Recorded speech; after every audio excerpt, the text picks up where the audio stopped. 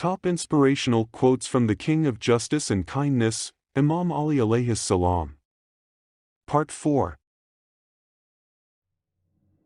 When a community is composed of honest, sober and virtuous people, you're forming a bad opinion about any one of its members, when nothing wicked has been seen of him, is a great injustice to him.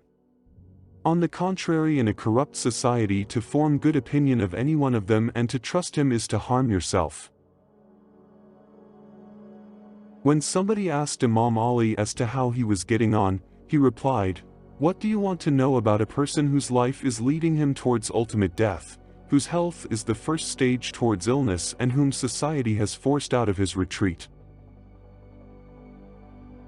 Two kinds of people will be damned on my account: those who form exaggerated opinion about me and those who underestimate me because they hate me."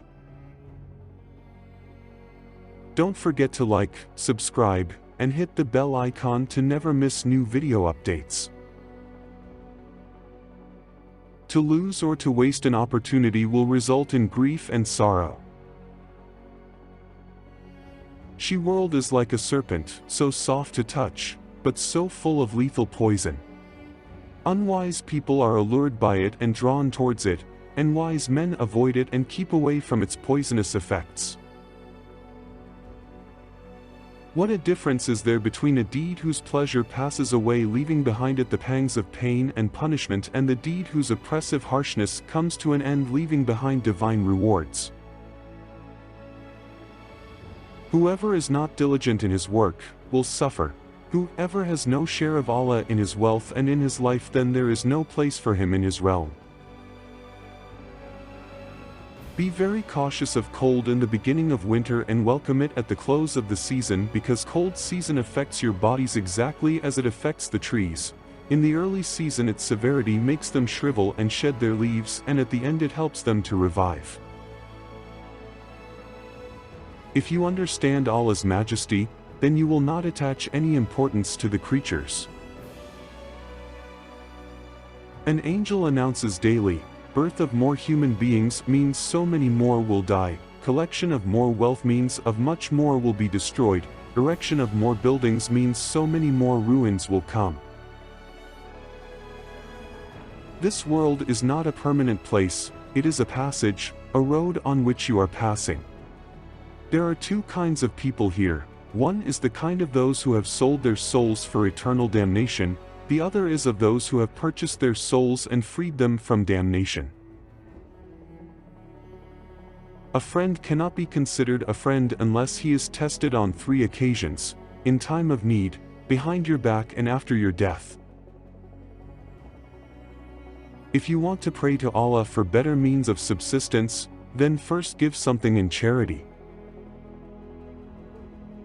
When someone is sure of the returns, then he shows generosity. Aid from Allah is in proportion to the trouble.